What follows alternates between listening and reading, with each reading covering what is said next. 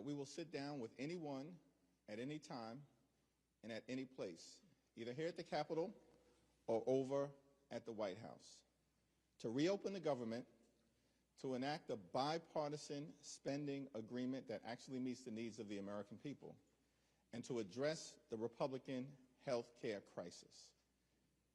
We need House Republicans to actually get serious about engaging in a bipartisan conversation that is designed to find the common ground necessary to address the issues of importance to the American people, which include the high cost of living in the United States of America. This country is far too expensive, and Republican policies have made it worse.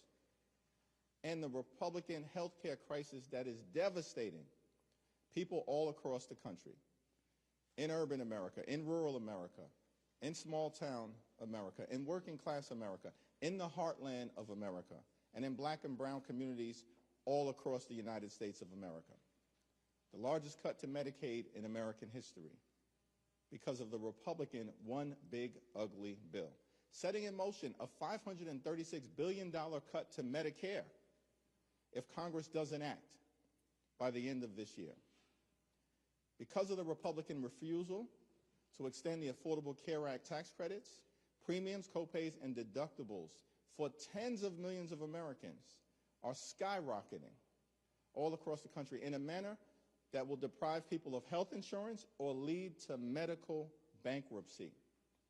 We know hospitals and nursing homes and community-based health clinics all across the country, including in rural America, are closing because of the Republican health care crisis. And they've effectively ended medical research in the United States of America. This is a crisis that requires urgent action now. And Leader Schumer and myself have repeatedly made clear to the White House and to Republicans here on Capitol Hill that we're ready to sit down to work things out, but it has to be done in a way that actually improves the quality of life of the American people and doesn't continue to undermine it, which is what Republicans have done all year, hurting everyday Americans in order to reward their billionaire donors. Questions? Mr. Leader, thank you. I don't know if you heard the President's comments a short time ago in the Oval Office, but he did seem to indicate a willingness maybe to negotiate on the ACA subsidies. He said if we made the right deal. He also seemed to suggest that, well, he said something to the effect of we're talking to Democrats. So A, have you had any conversations as of late with the President or the White House? And B, what do you make of his willingness maybe to strike a deal here? Well, the White House has gone radio silent since the Oval Office meeting last Monday, and neither Leader Schumer or myself have heard a word from the administration about resolving this issue, making clear to us that the White House wanted to shut the government down, to continue the chaos that they've been inflicting on the American people since day one of this presidency. It's an interesting statement that the President has made, and I think both House and Senate Democrats are clear. We'll sit down anytime, any place with anyone from your administration, including the President, to get a resolution here with respect to the Affordable Care Act tax credits, which need to be extended right now, as well as dealing with and addressing the Republican health care crisis that is devastating everyday Americans all across the country. Do you still intend to call House Democrats back into D.C. this week at all? We have a caucus meeting at 6 p.m. today. We'll have a House Democratic caucus leadership meeting. That's the full leadership tomorrow, and I expect a strong presence of House Democrats throughout the week here in Washington. And the interesting thing to me is, why are House Republicans still on vacation? They've actually been on vacation for the last few weeks, and Mike Johnson once again has canceled votes. Why are they so afraid of being here at the Capitol and doing their job? Why don't Republicans want to swear in Representative-elect Adelita Grijalva? Is it the Epstein files? Is it the unwillingness to address the Republican health care crisis? Is it because they know the American people have blamed Republicans for recklessly shutting down the government, or is it all of the above? House Democrats are here on duty. House Republicans remain on vacation. That's a shame. Back. What do you say to your young constituents, energized young constituents that helped put Mamdani in the position that he's in, and now they're calling for you to represent their wishes and endorse him? I think I've answered those questions repeatedly, and I have more to say before early voting. Democrats historically have been relatively anti-shutdown. Are you concerned as this drags out that you might be helping normalize that as a negotiating tactic? No, we're not normalizing anything here. What we're normalizing is the notion that if Republicans want Democrats to participate in a spending bill that requires Democratic votes in the Senate, and I'm thankful for Senate Democrats who are holding strong under the leadership of Chuck Schumer. If Republicans want Democratic participation in the appropriations process, then that means we actually have to come together, sit down, negotiate a bipartisan bill, and do something that makes life better for the American people and doesn't continue to hurt everyday Americans. We were very clear from the beginning. For weeks in September, we said we will not support a partisan Republican spending bill that continues to gut the health care of the American people. We didn't hide that from anyone. We were very clear, live and direct, with Republicans and with the American people. And we're standing on the side of the American people who have experienced this devastating cut to Medicaid, this refusal to extend the Affordable Care Act tax credits, this assault on their hospitals, their nursing homes, and their community-based health centers. And the American people have understandably had enough, and Democrats are standing on their side. Michael? Mr. Leader, you challenged Speaker Johnson to a floor debate this morning. He responded that it was a desperate plea for attention. How do you answer that response from the Speaker to your challenge to debate him on the House floor in prime time? Well, Mike Johnson and I, have a very open and candid and forward-looking relationship, and that will continue. But for the life of me, I can't understand. They don't want to defend their position privately. This is Republicans, extreme MAGA Republicans, and they don't want to defend their position publicly because their position related to gutting the health care of the American people and shutting down the government is indefensible. And we continue to give them every opportunity, every single opportunity, to explain themselves to the American people.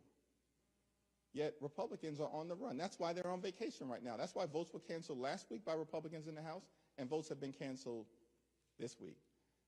We're in the middle of a shutdown and a chaotic presidency that begun on January 20th and continues. This is a cost of living crisis that the American people are confronting. Donald Trump promised that costs would go down on day one.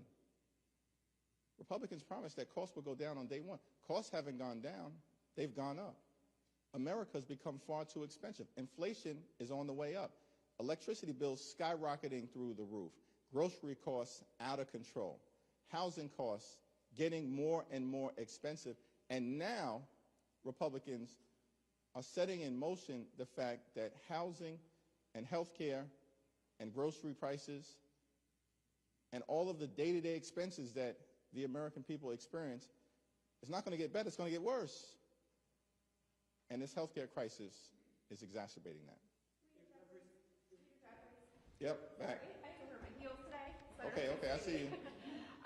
There was a new poll out today from CBS News. It was a CBS News and YouGov poll, and it basically says that Americans, by and large, pretty much evenly distribute blame on Republicans, Democrats, and then 30% blame both of you guys. Why do you think that they're not blaming Republicans far more the way that you are? The overwhelming balance of public sentiment clearly is that Republicans control the House, the Senate, and the presidency. Republicans have shut the government down. They've shut the government down because of their refusal to address the health care crisis that they've created. We're standing on the side of the health care of everyday Americans, working-class Americans, middle-class Americans, and hard-working American taxpayers, and we're going to continue to stand on their side because this issue matters. Lowering the cost of living matters. Making sure that the high price of health care doesn't continue to escalate in ways that's going to bankrupt people. That matters. That's why we're in this fight until we win this fight.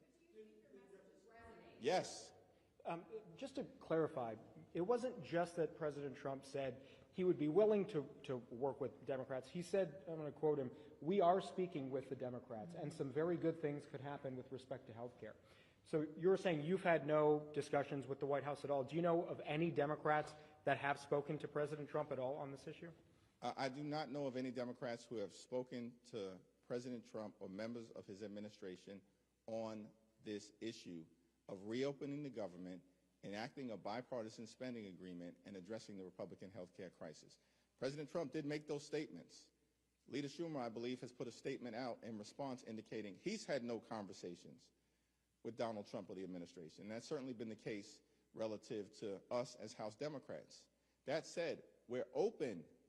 We've been calling for bipartisan conversations to address the Republican health care crisis, which includes extending the Affordable Care Act tax credits so that tens of millions of Americans don't experience dramatically increased premiums, copays, and deductibles in an environment where the cost of living for everyday Americans is already too high.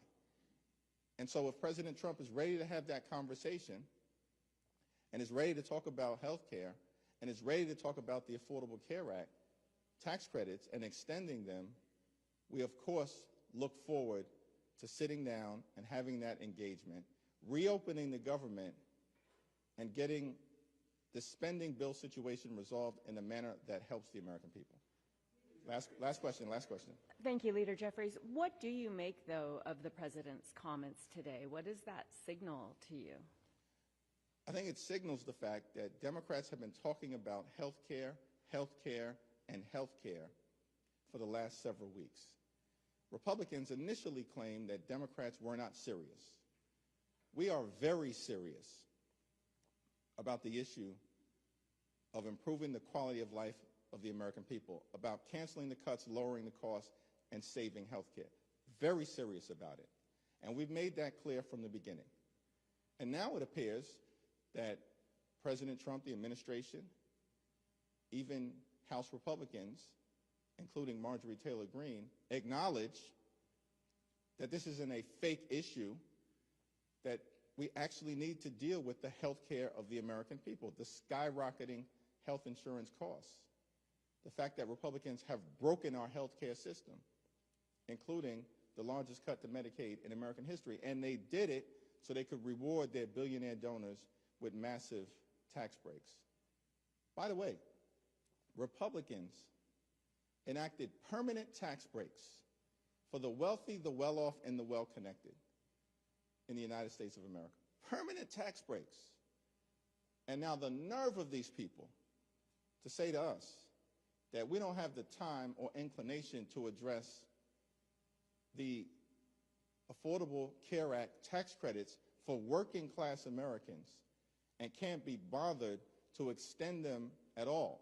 And certainly have taken a position that there's no circumstance where we will extend them permanently. This is because Republicans have very different priorities than we do. And our priorities as Democrats, House Democrats and Senate Democrats, will continue to be standing up for working class Americans, middle class Americans, and everyday Americans who need us to fight for their health care.